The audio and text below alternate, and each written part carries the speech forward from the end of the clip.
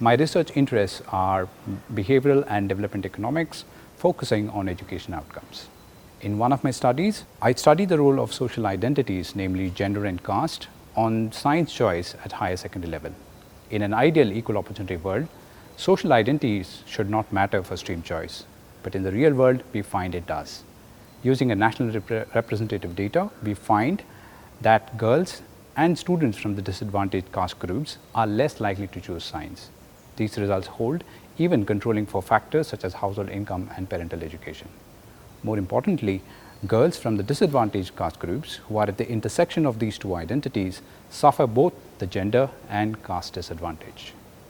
Some factors can address these issues. We find that increasing access to higher secondary schools offering science education improves science take-up rates for girls, and also being taught math and science subjects earlier in the secondary school by a teacher with a matching social identity improves science take-up rates. These results have important policy implications for equalizing opportunities in science education. In another study, which is a behavioral lab experiment based study, we study the role of social information on competitive behavior. Individuals have different preferences being in a competitive environment or entering a competition.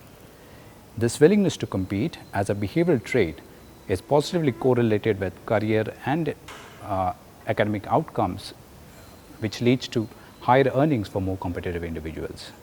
Hence, there has been a lot of interest in designing interventions to get people to compete more commensurate to their abilities. What we do is we test if information about others' competitive behavior affects the competitive behavior of individuals. We find that individuals, when they learn that others in the group are not competing, they are more likely to compete, and on the other hand, when they find that others in the group are competing, then they are more likely to withdraw from competition. Interestingly, what we find is people who switch to competition when this information is given are high ability individuals for whom choosing to compete leads to better outcomes. This is an important result which tells us how social information could be used to influence competitive behavior in desirable directions. I am currently working on how conflicts affect education outcomes and post-conflict reconciliations that could mitigate the negative effects of conflict.